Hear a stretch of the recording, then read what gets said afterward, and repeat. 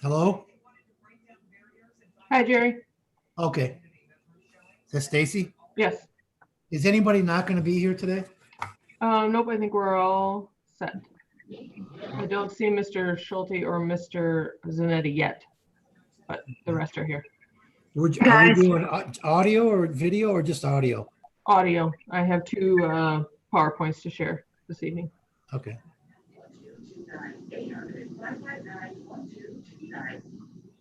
We are live on YouTube, so Got I'm it. going to mute and then hopefully they'll be here in the next 3 minutes. You can mute me too, and then someone just turn me on. Okay. All right.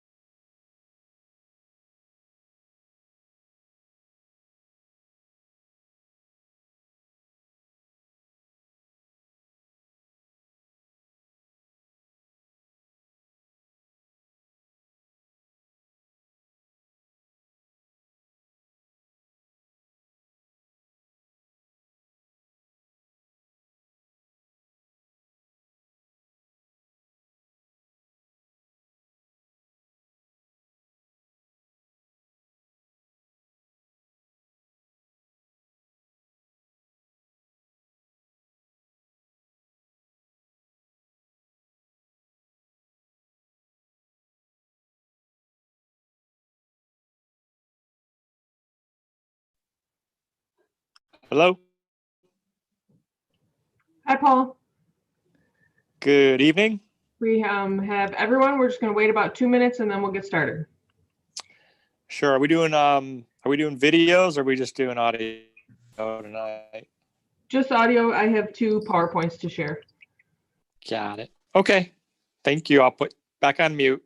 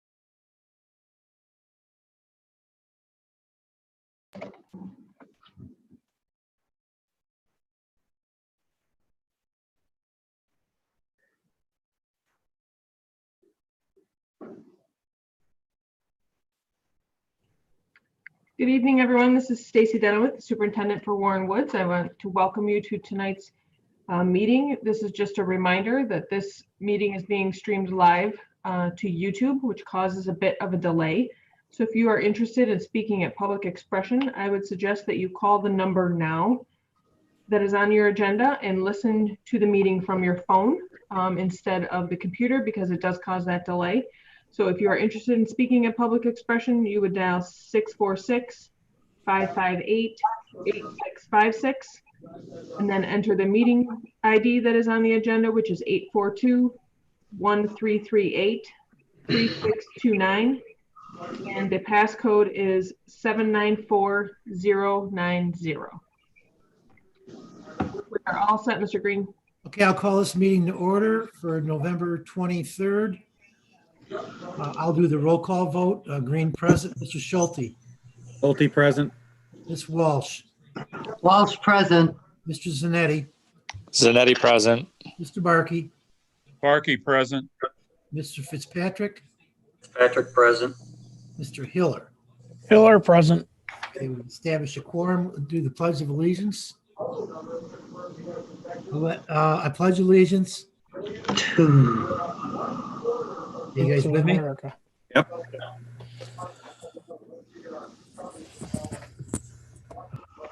I pledge allegiance to the flag of the United States of America America. And to And the to the republic for which for it which it stands, And one nation, one nation, under under God, God, God, indivisible, indivisible, with with liberty liberty and and justice justice. for all. for all. Sorry about that. I was getting a lot of feedback. Item 3 is agenda approval. We have the, Ms. Denowith. Yes, I have no changes. So Both moved by make a motion Zanetti. to approve the Motion by Zanetti, support by Schulte. support by Schulte. Mr. Zanetti, Zanetti, yes. Mr. Schulte, Schulte, yes. Ms. Walsh, Walsh, yes. Mr. Barkey, Parker, yes. Mr. Fitzpatrick, Patrick, yes.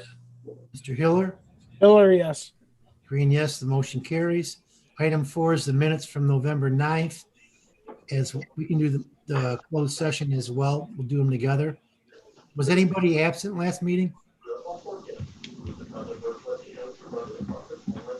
This is Fitzpatrick. Motion to accept the meetings minutes from November 9th. Walsh supports. Motion by Fitzpatrick, support by Walsh. You want to include the closed session meetings as well? Yes, sir. Okay, Mr. Fitzpatrick, motion to approve the minutes in the closed session, support by Ms. Walsh. Mr. Fitzpatrick, Patrick, yes. Ms. Walsh, Walsh, yes. Mr. Schulte, Schulte, yes. Mr. Zanetti, Zanetti, yes. Mr. Barkey, Parker, yes. Mr. Hiller, Hillary, yes. Green, yes, the motion carries. And now, on a personal note, it gives me particular pleasure to introduce a man. I'm getting feedback. Item Somebody 5, watching TV? are you getting that too? Yeah. Okay. Item 5 is correspondence. Ms. Denowith. Yes, you have 2 items of correspondence in your packet. The first one is from a parent from the middle school, and the middle school had taken care of that issue. But I just wanted to include it in your packet since it came to our email. And the second one is from the 18th from a former student. Okay, everyone's had a chance to read those correspondence. Entertain a motion to receive and file. Motion by Hiller to receive and file as Support presented. by Fitzpatrick. Motion by Hiller, support by Fitzpatrick. Mr. Hiller, Hillary, yes. Mr. Fitzpatrick, Patrick, yes. Mr. Schulte, Schulte, yes. Ms. Walsh, Walsh, yes. Mr. Zanetti, Zanetti, yes. Mr. Barkey. Parker, yes. Green, yes, the motion carries. Item 6 is the treasurer's report. Mr. Katzenbaum. Yes, tonight in your package, you have the October 2020 Treasurers Report.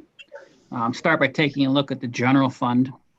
You can see we had $80,819 in local revenue during the month of October. The bulk of that comes from local tax collection from the city of Warren, approximately $69,000 of that made up of that. In addition, we had $3,000 in adult ed tuition, $6,000 in athletic gate receipts, and $2,000 in rental revenue. State revenue for the month of October was $2,353,382. The bulk of that would be our first state aid payment for the year, which we received on October 20th. In addition, we received a payment from the Wayne RESA for our Section 107 Adult and Community Education State Funding, as well as a payment from Macomb ISD for our Great Start Readiness Program preschool funding.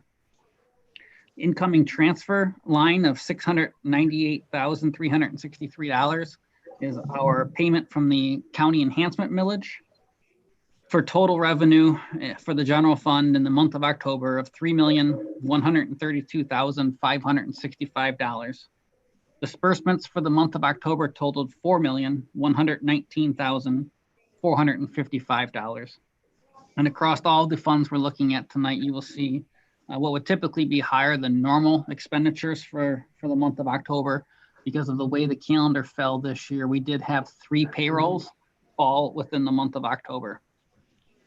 So looking at the month-to-date totals, you can see that we had expenses exceed revenues for the month of October by $986,890. And at the bottom, our year-to-date totals through the end of October, we have approximately $6.89 million in revenue in the general fund and $8.36 million in expenses. So we are still deficit spending by approximately $1.46 million in the general fund through the end of October.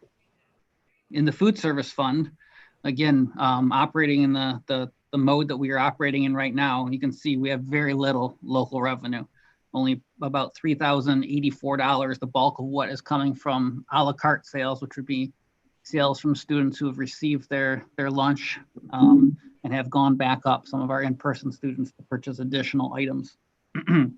State aid for the food service fund is $4,602.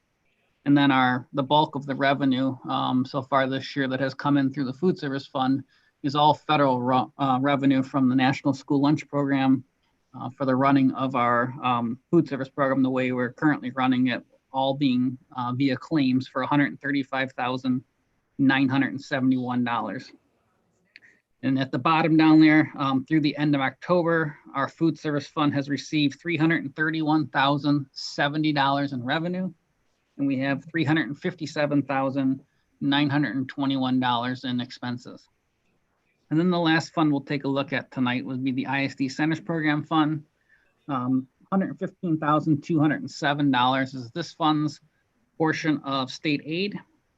The incoming transfer line for $516,500 would be our first payment from the Macomb ISD for the ISD Centers Program reimbursement. So total receipts for that fund, $631,707 for the month of October, with $476,200 in expenses. And then the year-to-date totals are much closer to being caught up. We're at $626,707 in receipts year-to-date, with $790,752 in expenses through the end of October. And that would be the October 2020 Treasurer's Report, if anybody has any questions.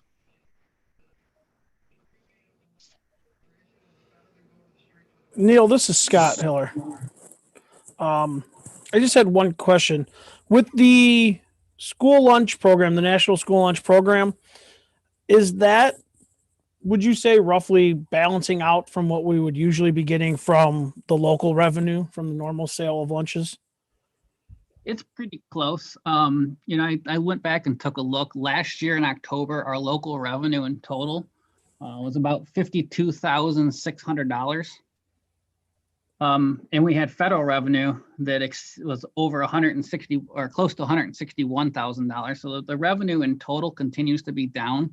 A lot of the money making piece of this comes from a lot of those a la carte sales or additional sales that take place for when all of our students are in person.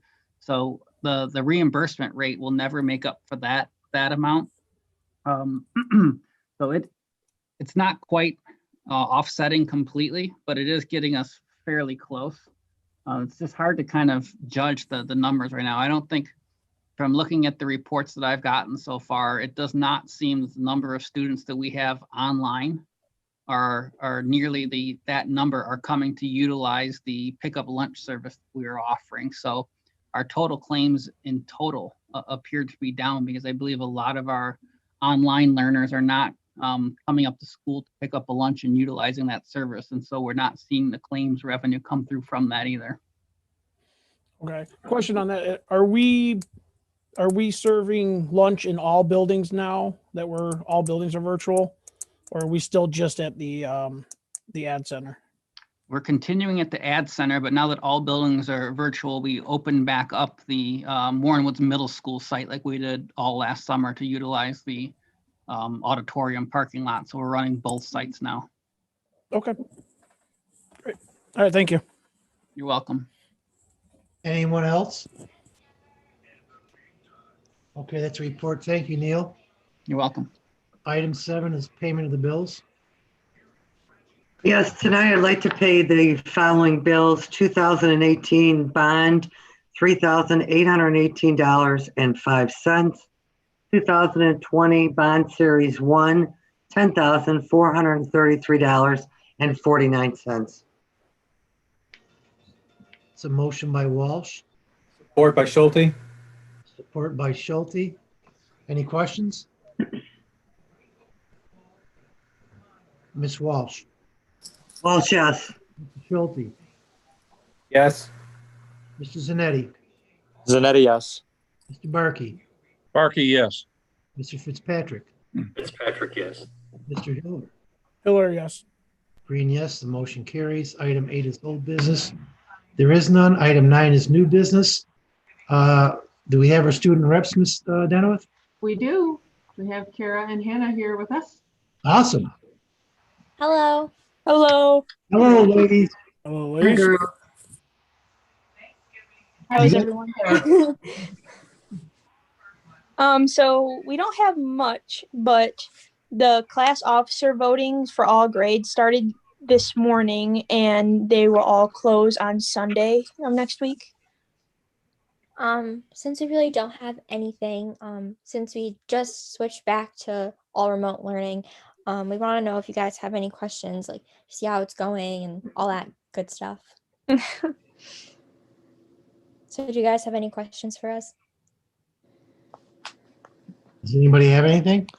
Yes, this is Mr. Zanetti. So how was the transition for you guys to kind of move to the total virtual learning environment? Okay, like a struggle that I face is I don't know the boundaries between school and home, you know? So like I'll be doing schoolwork like all night and like I won't really catch myself. I'm like, oh, I'm not at school anymore. So that's difficult for me to really do home and schoolwork, you know, separate that. But I feel like the transition wasn't awful because we knew what to expect from previously doing online before. I had a little different of an experience. I kind of got into the habit of going back and getting up at a specific time and everything. But now that I'm at home, it's all a little different. So I had to kind of set myself back a little bit and figure out what I need to do now to separate my school time and being at home, just kind of like how Carol was talking about. And then another thing that's really different for us is the block schedules, because we've been set on every day from middle school going to all 6 hours, and now we're only going to 3 hours each day. And so it's difficult to remember what I learned the previous class, you know, because we haven't been in that class forever. And sometimes the workload I feel is a little more, but I just feel that's gonna be a common trend because it's a different environment of learning. Well, thank you for the feedback. I mean, an interesting observation based on your comments is that from a college type learner, it's almost interesting that you're almost getting a preview of what potential college would be as you guys leave your senior year and start college in a year where you have that, you know, not the same class every day, and you may be going to night school or, you know, early morning or whatever. So it's kind of an interesting, I mean, not saying it's optimal, but it's almost giving a little bit of a flavor of what's ahead, you know, for students who potentially move on to a university or college level learning after high school. So interesting to hear that. So thank you for your comments, ladies. Yeah, Of no course. problem. Anyone else? Okay, thank you, ladies. We appreciate you being here. Great. Thank you. Have a good Thanksgiving. Yes, You have a too, good one. ladies. You too. You too. Thank you. The next item is COVID-19 pandemic learning plan report. Ms. Denowith. Yes, I'm gonna share my screen and bring up our first PowerPoint of the evening.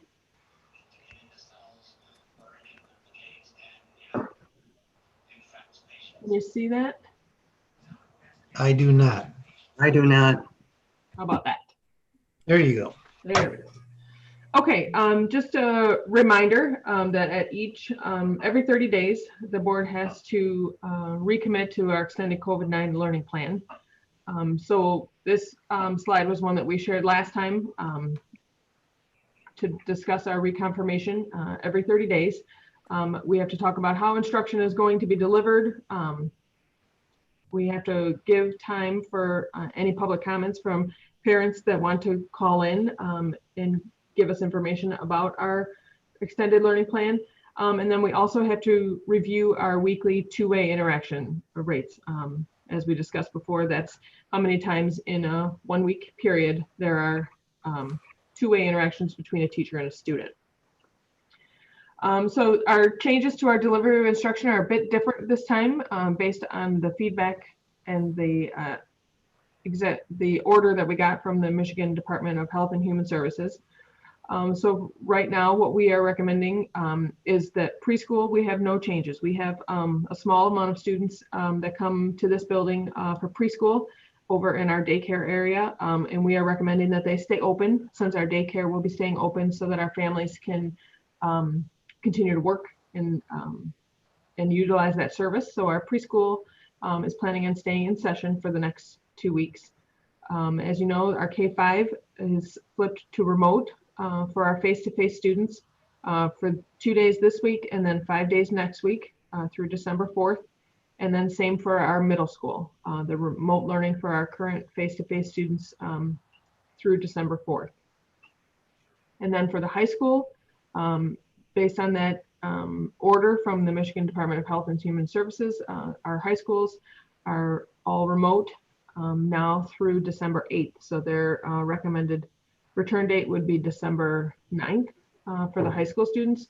As always, the special ed students may be scheduled for face-to-face instruction as dictated by their IEPs. So those would be our recommended changes for right now. Obviously, it's a bit different as we were forced into some of these, especially at the high school, that had to happen. And as you know, our recommendation for the K-8 to go through was just to allow a buffer time, if families were to get together for Thanksgiving, which is obviously not recommended by the CDC or the health department, but if they were to do that, it would give us a buffer of a week for some of those symptoms to show up. As you know, most symptoms of the COVID-19 will show up within 5 days of exposure, but could be up until 14 days after exposure. So adding that extra week gets us almost to those 14 days.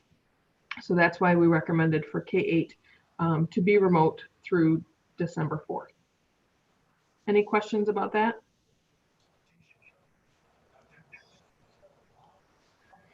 Okay, and for our next steps for our extended plan, obviously, as we had talked last time, we are in the process of coming up with our plan for second semester.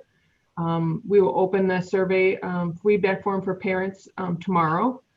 Obviously, as we've learned the last 8 months, things can change by the day. So if further guidance is received from the Michigan Department of Health and Human Services regarding in-person instruction, we would like to place the priority for in-person learning to our pre-K through third grade students, our special ed students, and our English language learners. Obviously, that's the group that's the most at risk when you put them in an online learning environment. As Mr. Zanetti mentioned, some of the kids, if they're transitioning to some of those post-secondary things, this online learning is a bit easier for them, but it's definitely a struggle for our pre-K through third grade learners. So if further guidance is given, we will be putting the priority for learning on those grades. Our next recommitment, we had been functioning at the end of the month, but obviously we only have one meeting in December. So at our next meeting, we will be doing this again for December, and if any changes need to happen, we can discuss them at that time. Once we launch the survey for tomorrow, we will email it home to all parents, but then it'll also be found under latest news, and that would be for next semester. Okay. Any questions about our extended plan? Pardon me? Any questions? Okay, the one other thing that I need to share with regard to our extended learning plan is our two-way interactions. The district totals again, still are very high up there, which I greatly appreciate. I know it has been difficult to maintain those connections and make sure that we're getting the two-way feedback from students. But you'll see that the district totals are still in the high 90s for everyone. Some buildings still able to achieve 100% for some of those weeks. It all looks great. Obviously, the percentage has to be 75 in order for us to meet our attendance and our funding threshold. But obviously, we are exceeding that, and I appreciate all the hard work of our teachers and our support staff who have been making all those phone calls and sending emails and making sure that our students are engaged.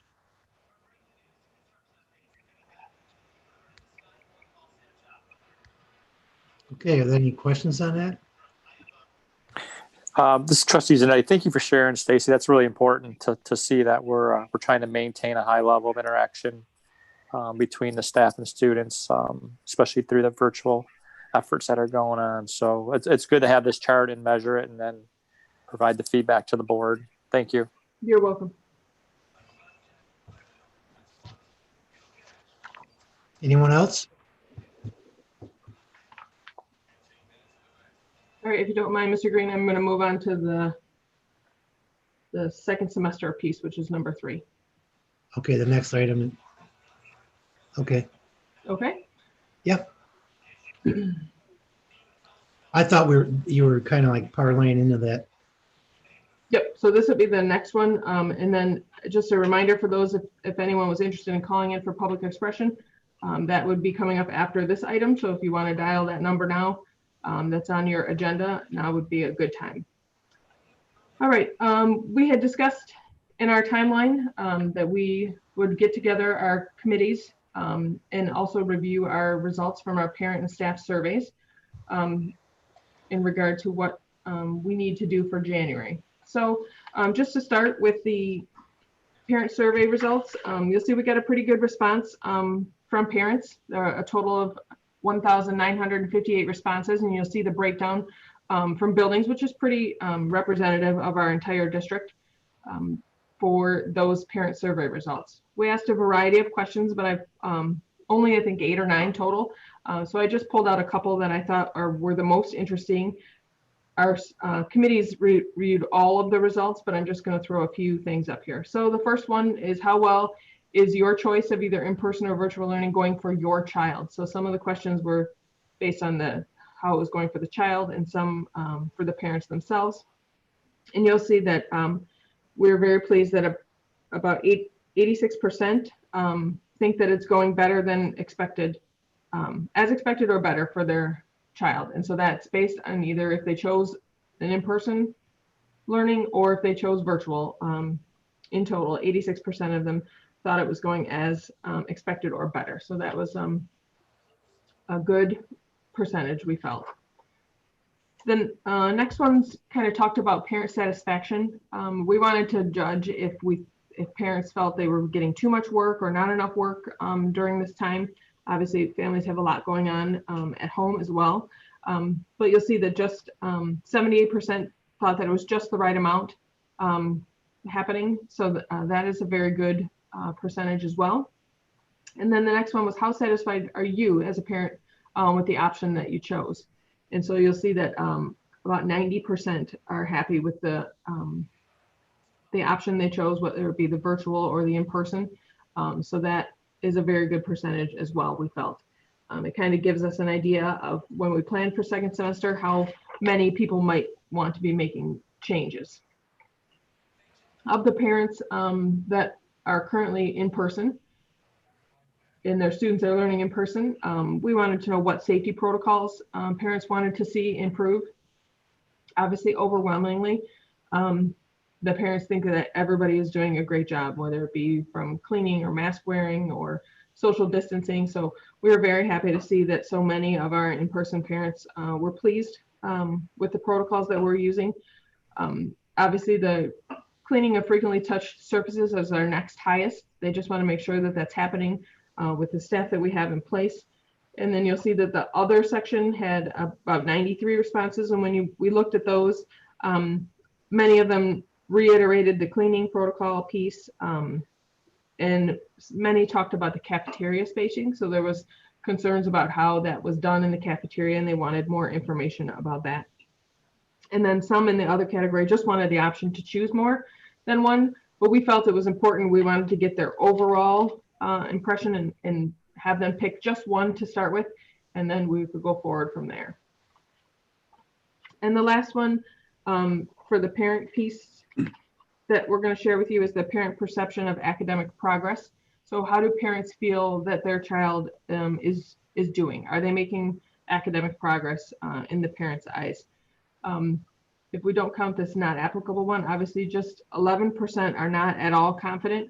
And so we're going to take those results and see if we can break them down. This is an anonymous survey, so we don't have specific names unless they provided that to us in the comment section.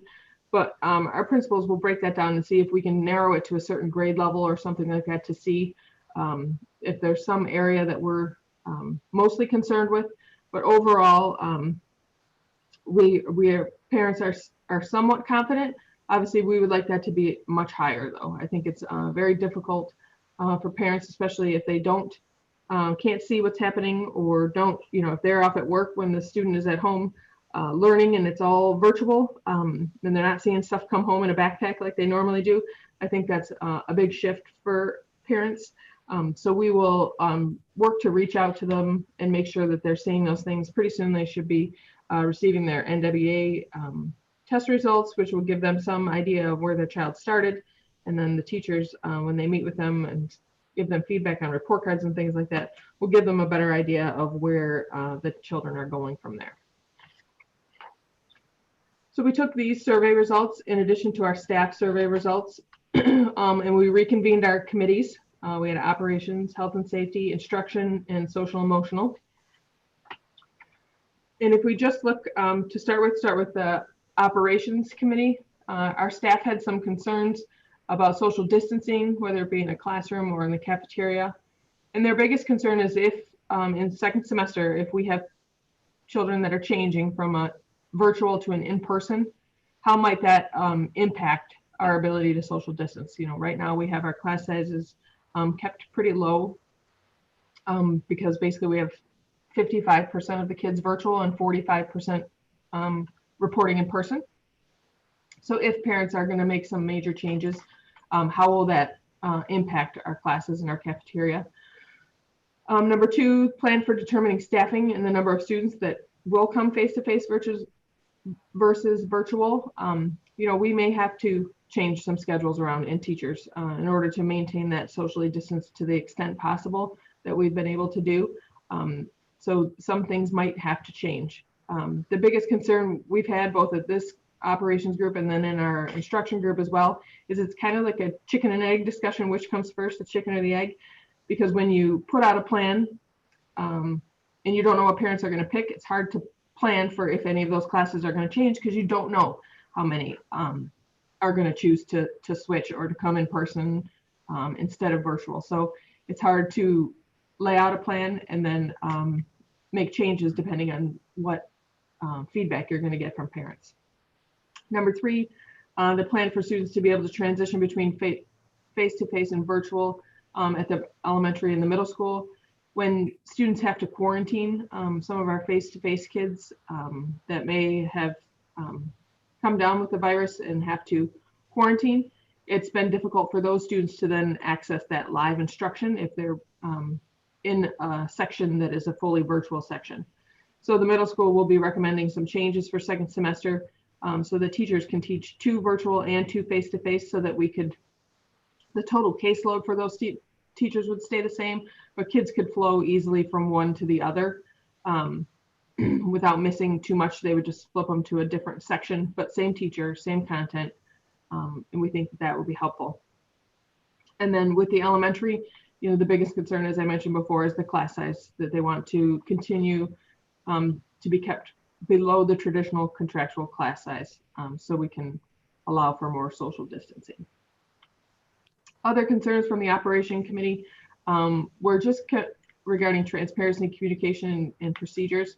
Both parents and staff often want to know more details when we send the letters home regarding a case, it's often very generic, which is what the health department has recommended to us. A lot of times parents, and we've heard that before, want to know like what class they were in, what grade level, and specific numbers. But obviously when those details are released, it's much easier to pick out. You could narrow it down and identify that student. And we don't want to violate anybody's federal rights. So we are keeping it very tight when we send out those letters. Some districts are not, I would be honest. Some send out letters that are much more specific, but I have not been comfortable with that based on those FERPA rights and the HIPAA rights. So I have just been sending out generic letters. And obviously if they're a close contact, we let them know specifically that they've been a close contact, not who it was. But we have not been sending detailed information out to all families. And then the operations point about cleaning touch points and areas, we just need to get the information out to folks that we have been using additional staff to clean those touch points. Some of our bus drivers have been trained, and when they finish their morning run, they then head to a building and clean those touch points before heading back to the garage for their afternoon run. With regard to the health and safety committee, some of the staff concerns, staff are concerned that parents are not taking students' temperatures in the morning. The CDC does not recommend mass temperature taking, like when you walk into a building or every classroom. But staff want to make sure that that is continuing to happen. So we're going to send out some reminders for parents to do that and remind them where they can find those forms to get staff to do it before they come to school. There are a variety of different symptoms that come from COVID-19. And in the very beginning, the fever was the big one. It's not so much a high symptom for students so much anymore. A lot of kids are asymptomatic in general, so they wouldn't be showing a fever or anything like that. So we haven't been taking those temperatures. Number two is just, I think they were very pleased with regard to the PPE. Some staff members wanted just a couple extra things. And we reiterated to them, all you got to do is ask. So some of the nurses wanted some additional gowns that we actually had in stock and a few other things. So I think overall, they're very pleased with the amount of personal protective equipment that has been made available to them. There were questions about air filters. Are they being replaced as required? And they are being replaced as required. In fact, in some cases, many cases ahead of schedule.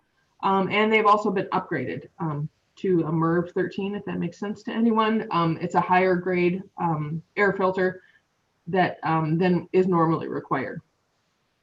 There's always questions and concerns about students if they're not wearing their masks correctly.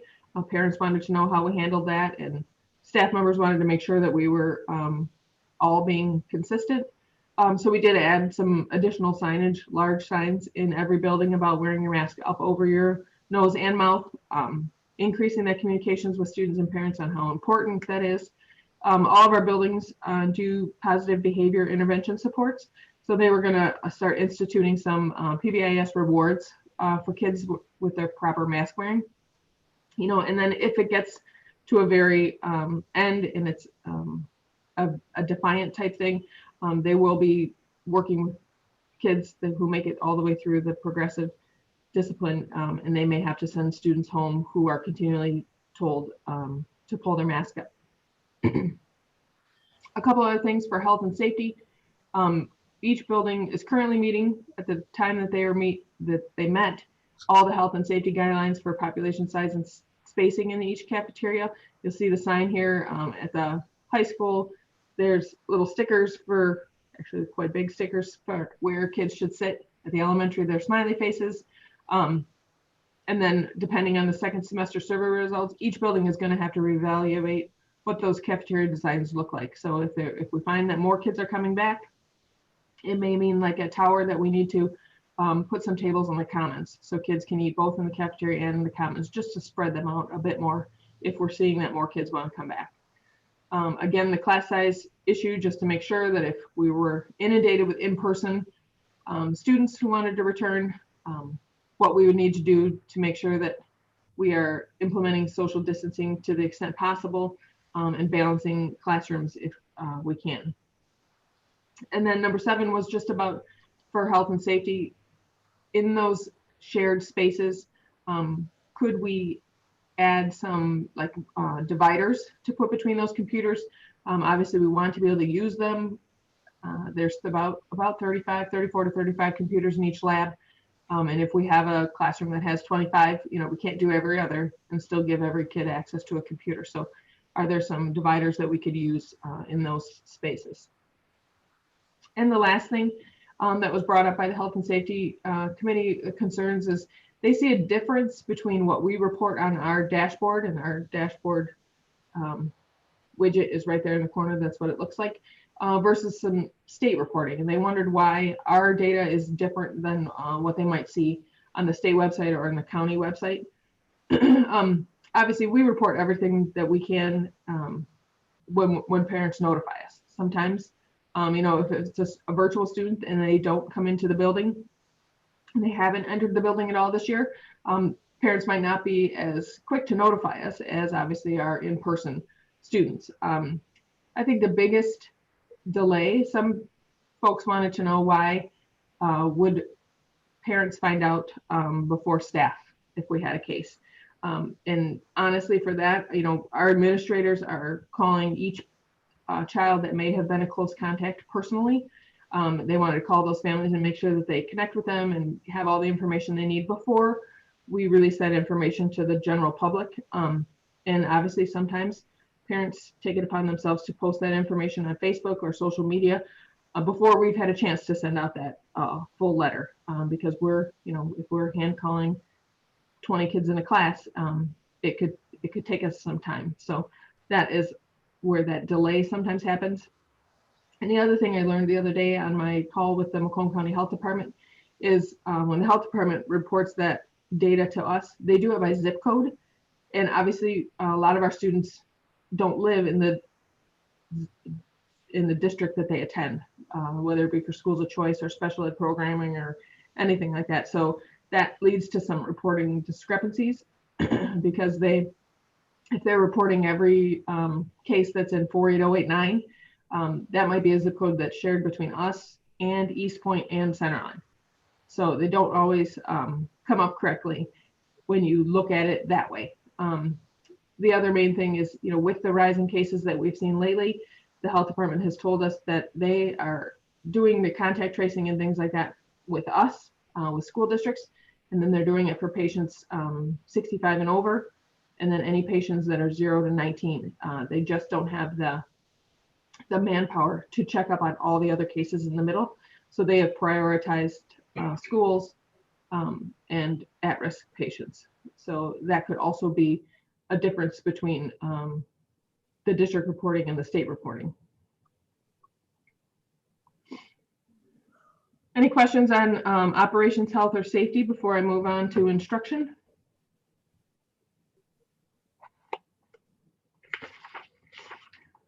Yeah. All right. Okay, for instruction, as you saw from those parent results, it was mostly positive feedback that we got from parents. They aren't begging us to do something completely different for second semester. So the instruction team felt like at this time there's no major changes that they would suggest.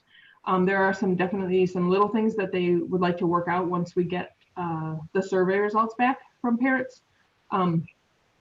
But for the most part, no major changes will be suggested for second semester. There were some parent concerns about loss of instructional time, and if we're, in a block schedule or releasing students early on Wednesdays, our kids losing out on that time. We are still providing the content that fit into 1,098 hours, but it's just packaged differently. So when you look at the high school, instead of, two 45-minute blocks in a day, they get 1 90-minute or something like that. So we're still covering the same amount of content.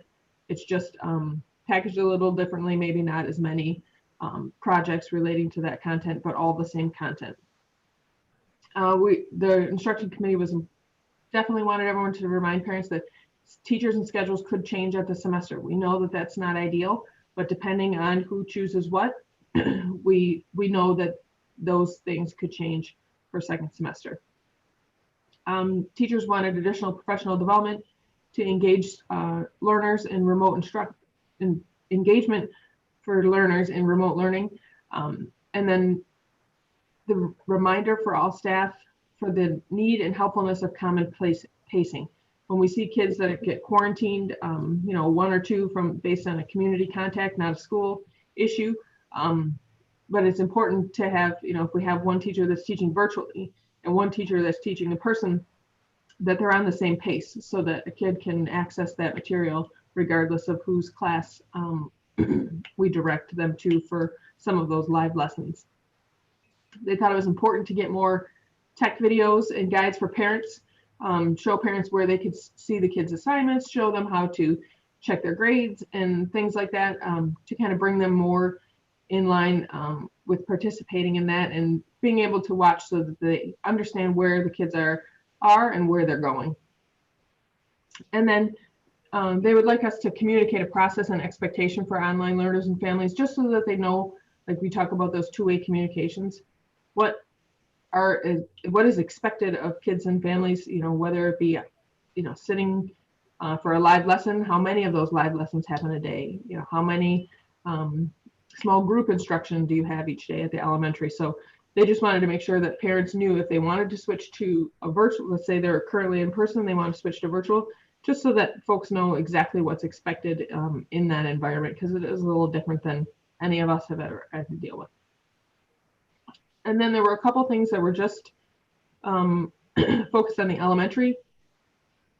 There was a need from the teachers for time to collaborate between the virtual teachers. And our current suggestion to them is, you know, right now they're scheduling their own schedules virtually, and just to schedule those appropriately so that they can meet with each other during the day.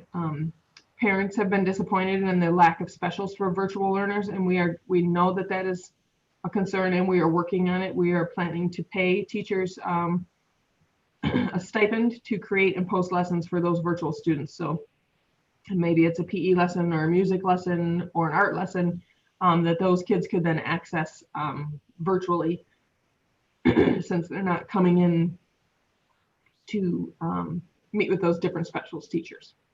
The next one is to develop a plan to address students who are forced to quarantine. We want to make sure that they have access to live instruction. Right now, if one student in a 3rd grade class has to quarantine, and that their teacher is an in-person teacher, that teacher is not necessarily posting or live streaming for those kids to access that live instruction. So how do we better set up a structure so that they can access live instruction? Would it be that we flip them to another teacher's class? Would it be that we tape lessons and provide them that opportunity?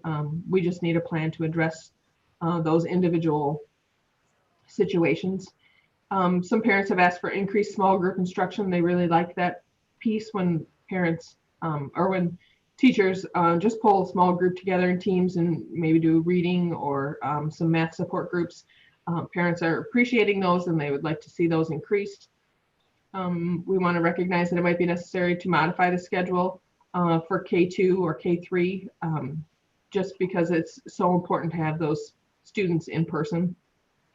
And staff is requesting time for face-to-face teachers to check in with those quarantined students. So when we have a student that gets quarantined individually, not a whole class, obviously, but time for the teachers to check in with them. And then at the secondary, it's, you know, a little bit difficult. You know, some of those high school kids are not as willing to engage in online learning as some of the younger ones. So they just want to make sure how can they hold students accountable for engaging in that online work or being present or participating. And they recognize that although the live stream schedule is not perfect, they do believe it is working and it is evolving and they're getting better.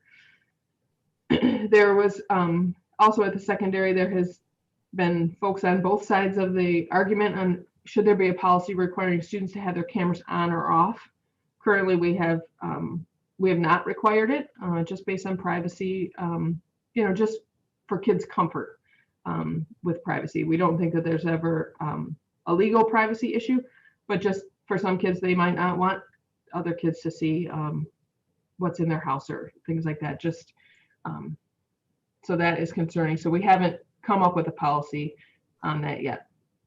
And the last one, the staff would like more professional development to engage a whole class, whether they're in line or in person. How can we better engage students? And the last group was the social emotional group. At the elementary, they are working through some second step curriculum, both hard copy and digital. So that has been accessible to all classrooms, regardless of their learning style. They're doing daily check-ins and check-outs. They're offering multi-tiered systems of supports for students requiring additional support. All teachers at the elementary can access the social emotional resources on Schoology and OneDrive.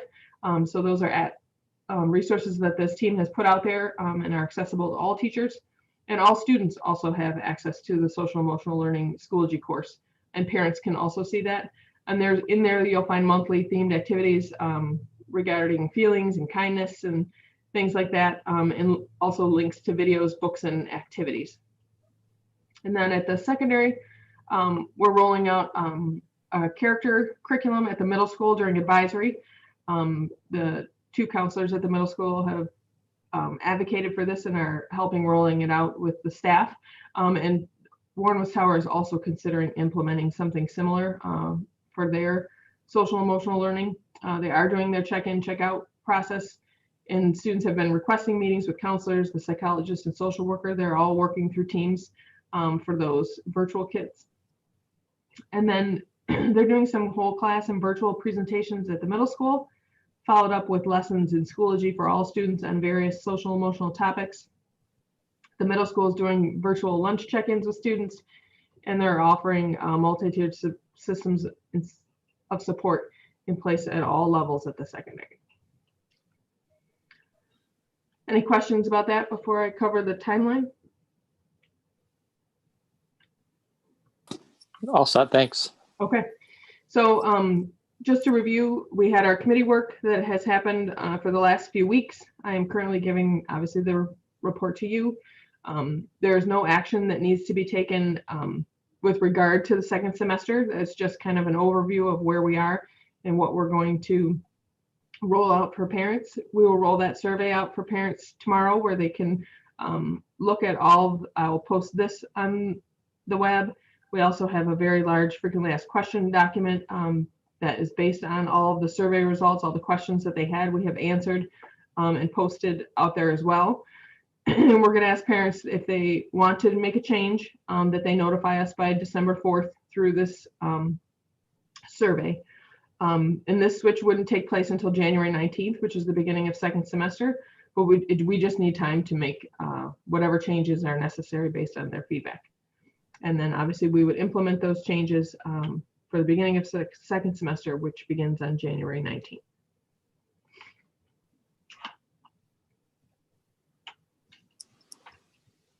Any questions, concerns, comments? Kara or Neil, if I missed anything, if you could speak up, I would appreciate it. Does anybody have any questions on the second semester planning? I do, Mr. Green. This is Mr. Zanetti. So one of the, I guess, how do I want to say this? Some of the feedback we received after we went through this initiative the first time around about parent decisions was not enough communication. So I guess the expectation going forward is that we communicate this daily to these parents. So when we start saying, you need to make a decision by December 4th, we really need to inundate the parents so that they don't, it doesn't slip through. I think that was some of the major issues we had with the first semester. And I know there's got to be multiple ways, whether it's the robocalls, it's daily emails, it's, letting the students know at the end of the day, hey, remember to remind your parents this. What is our whole mechanism to really communicate this? Yep, we think while it's still a big decision, we do think it'll be a bit easier to check up with these kids now because they all have a relationship with the teacher, which we didn't have before because we didn't have kids in the building. You know, it was the summer. They didn't know who their teacher was. The teacher hadn't been assigned to anyone's class yet because we were still doing the scheduling. So when we will send it out via email, it'll go out via email, but then they'll also get a robocall. You know, and then we will remind them again after the Thanksgiving break a couple times that following week. And then if we're seeing that we're not having response, you know, from a cert, I can print it by student name, and then I can get that information to the teachers and the principals so they can reach out to parents as well. And now that we know those kids and have worked with them, excuse me, for the last 3 months, it's a little easier for us to catch up with them and make sure that we're getting the proper feedback. Mm-hmm. Okay, great. Thank you. Just want to make sure that we really communicate it this time. So Yep. Thanks for the feedback. Second question or comment is, how do we use technology after school hours? Are the students allowed to work in group meetings or have group conversations to discuss homework and maybe like almost like a study hall post the traditional learning day? Right. So if you think back to, you know, maybe again to your post-secondary education, you may be with your group at night and you were in that lecture and you didn't understand that math problem, but one of your student friends did. Do we have that? Because we got to think of a different way to help these students succeed outside of the traditional day. And if there's opportunity to use student tutors or group study halls or group study groups or what, so do we have that capability for the students to use that at 7 o'clock at night, at 10 o'clock at night, depending on the ages and such? I would need to rely on Kara to help me out if there's something in Schoology, but I think if there were to be something set up in teams, I think the teacher has to initiate that. I don't think students can initiate their own like group meetings, but it could be something that a teacher could initiate. They could set it up and anybody could pop in the evening. But does it have to be led by the teater then, or The does it just teacher become an open? Yeah. Kara, is that correct that the teacher? Yeah, the teacher would have to initiate it, at least the Microsoft Teams meeting. I would have to look into Schoology if there's other mechanisms that we could tap into to allow that type of collaboration among students. Got it. Okay. I mean, obviously the students, the ones that are a little more tech savvy and have the capability, they can set up their own Zoom meetings or whatever, but do they lose their ability to do that using their district devices, meaning they can't do that on their own because they're restricted on what they can and can't use? In terms of filters, or I wouldn't know what websites. I know, obviously Teams isn't filtered after school hours, but other, Zoom or whatever, I'm not sure if that is limited. Mm-hmm. Okay. Again, just trying to think outside the box, right? Everybody, we know it's a totally different learning environment, and how do we maximize, the ability to help all the students succeed as well as the staff, right? I mean, everybody, this is probably the hugest group effort to educate students in my lifetime, and probably even my parents' lifetime, to make this success, right? And it's really important that we get it right. Otherwise, we're gonna have a huge generation, it's gonna struggle, Yep. right? There's The no doubt in my generation. mind, and Yeah. so it's so we really, we didn't know at the beginning, but now we know, and it's really, who knows how long this is going to last. We don't know what the governor's going to do, what the new president's going to do. So this could really drag on. We don't know. All right. So, sorry, I was just going to say, I'm really proud of, particularly, like at all levels, I think our teachers have gone above and beyond. I know at our elementary, we have after school and before school small group and one-on-one tutoring happening by teachers. And they've really adapted those strategies we know work, reading recovery or LLI. They've made those work in a virtual platform. And that wasn't easy to do because obviously their training wasn't in that delivery, the way that they deliver it. So we are continuing those supports. We're going to, also continue to offer math after school tutoring for elementary. So there are things in place, and certainly there's room to grow or improve, but I am proud of those efforts. Okay, very good. Thank you. Hey, anyone else? Yeah, this is Hiller. Paul, I just wanted to say, I mean, you're absolutely right on your points, but I can tell you that my daughter, myself, and I know my daughter and some of her friends would do like FaceTime, group FaceTime in the evening or, in the afternoon during the free time hours, not the free time, the asynchronous hours that they would have. So they were, I know some students are doing it on their own, working together, and it was helpful for her, I know. But I had a question about the timeline.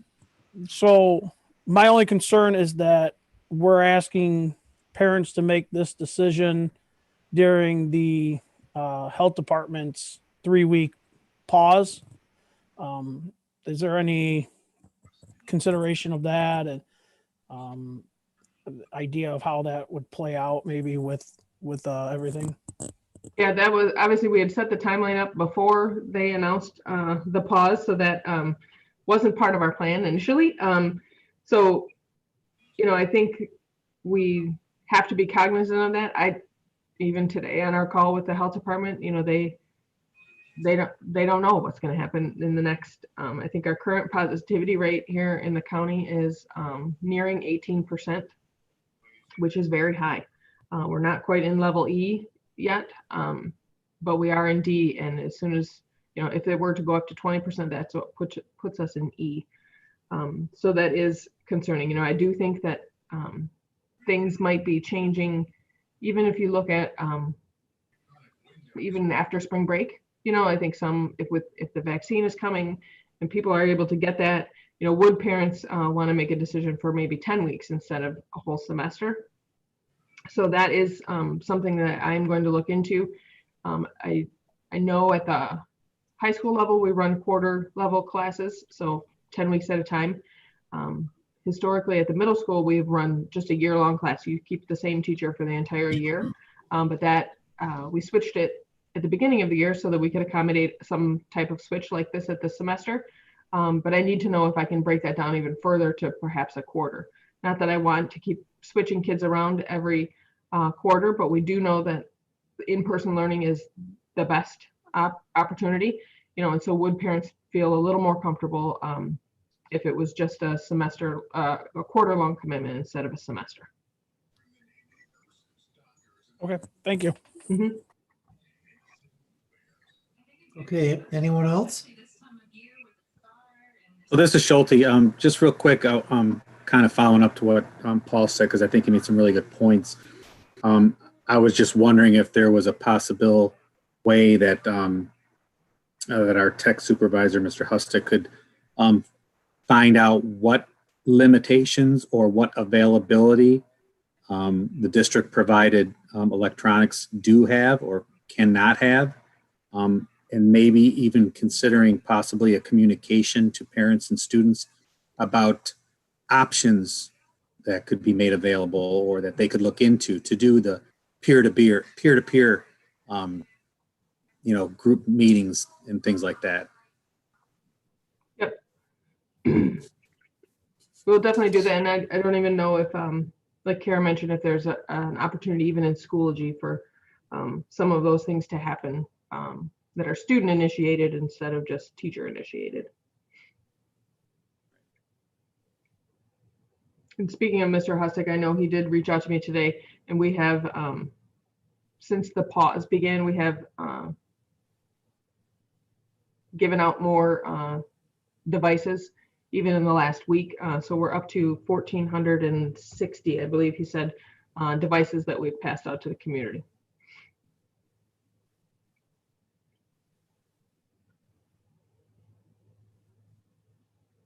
Okay, you good with that, Mike? Yes, thank you. All right. Are there any other questions?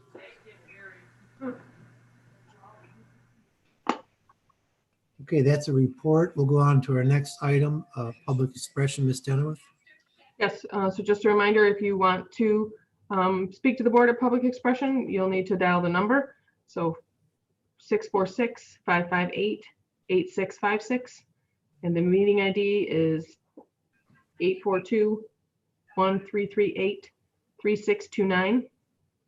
And the passcode is 794090. So if there is anyone from the community that would like to speak, as soon as you call the number, you will be in the waiting room. And when we let you in, we will mute you and call on you by the last 4 digits of your phone number to let you know that it is your turn to speak.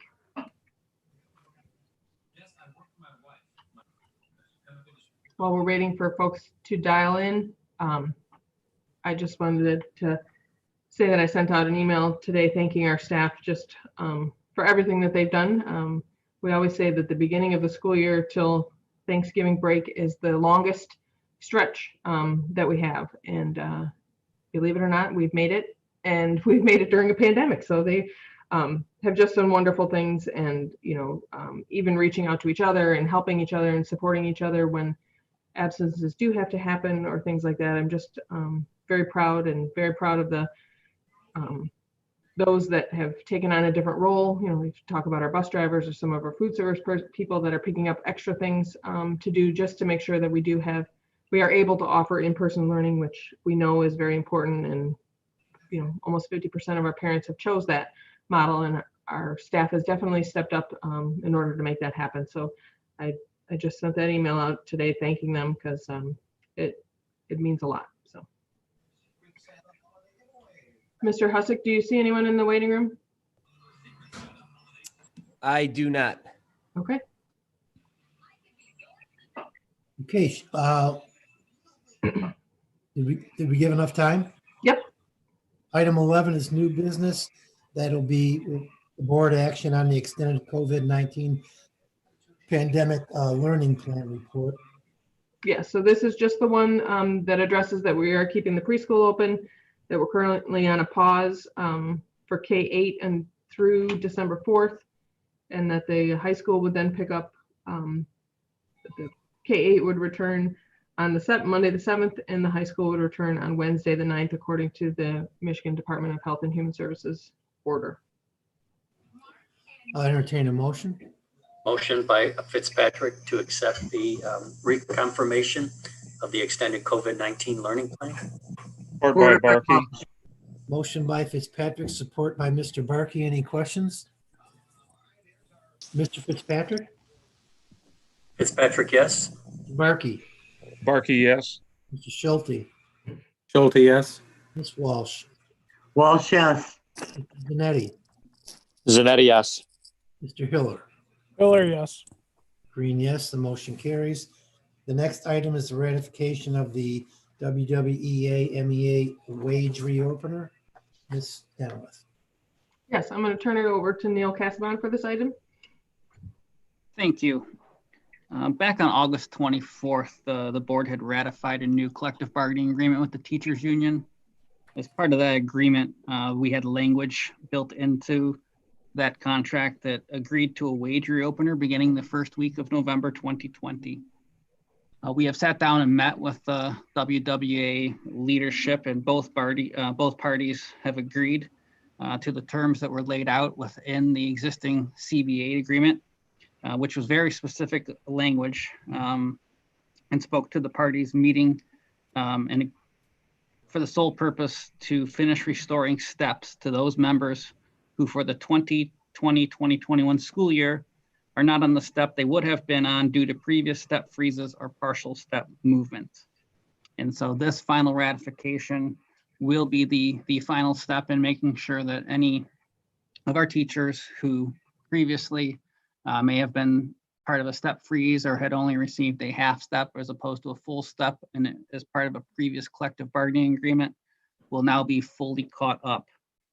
These raises will go in effect for teachers effective the start of second semester, which is January 19th, 2021.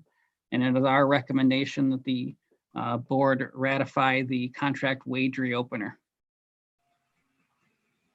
This is Schulte. I make a motion to recommend the Board of Education ratify the wage agreement. Fitzpatrick, support. Warren Woods. Motion by Schulte, support by Mr. Fitzpatrick. Any questions or comments? I would just like to thank Neil and Stacy. I think this is a good opportunity for us to do the right thing by our employees and our teachers, and also to kind of level the playing field for anticipated bargaining to start next year. And I agree that that it's a good opportunity for the board, Ms. Denowith, Mr. Kassenbaum, and their staff to recognize what our teachers mean to us and how hard they work. Anyone else? Mr. Schulte, Schulte, yes. Fitzpatrick, Fitzpatrick, yes. Ms. Walsh, Walsh, yes. Ms. Zanetti, Zanetti, yes. Mr. Barkey, Barkey, yes. Mr. Hiller, Hiller, yes. Green, yes, the motion carries. The next item is personnel items. Ms. Denowith. Yes, in your packet this evening, you have 3 leaves for your consideration this evening. The first is a personal leave. The second is a medical FMLA leave. The third one is an extension of an unpaid leave of absence. And the fourth one is a medical FMLA leave. This is Fitzpatrick, move to approve the leaves as presented. Fitzpatrick, support. Okay, I didn't hear either one of those. This is Hiller. Hiller, motion to approve the leaves as presented. Motion by Hiller, Support by Fitzpatrick. support by Fitzpatrick. Mr. Hiller, Hiller, yes. Mr. Fitzpatrick, Fitzpatrick, yes. Mr. Schulte, Yes. Ms. Walsh, Walsh, yes. Mr. Zanetti, Zanetti, yes. Barkey, Barkey, yes. Green, yes, the motion carries. Item B is new hires, there are none. Item C is layoffs, Ms. Denowith. Yes, I regret to make this recommendation this evening, but due to the current pause that we have in learning at the K-5 level, we are making a recommendation to lay off these folks from childcare. It would be Kimberly Garris, Crystal Posh, and Nicole Lasky. Schulte, I make a motion to approve the layoffs. Motion by Mr. Schulte, Walsh supports. support by Ms. Walsh. Mr. Schulte, Schulte, yes. Ms. Walsh, Walsh, yes. Mr. Zanetti, Zanetti, yes. Mr. Barkey, Barkey, yes. Mr. Fitzpatrick, Fitzpatrick, yes. Hiller, Hiller, yes. Green, yes, the motion carries. Item 13 is adjournment. I'd like to make a motion that we adjourn this meeting. This is Barkey. Motion by, I know it's you. Motion by- Support by Zanetti. Support by Zanetti. Mr. Barkey, Barkey, yes. Mr. Zanetti, Zanetti, yes. Walsh, Walsh, yes. Mr. Schulte, Schulte, yes. Mr. Fitzpatrick, Fitzpatrick, yes. Mr. Hiller, Hiller, yes. Green, yes, the motion carries. Everybody have a great Thanksgiving.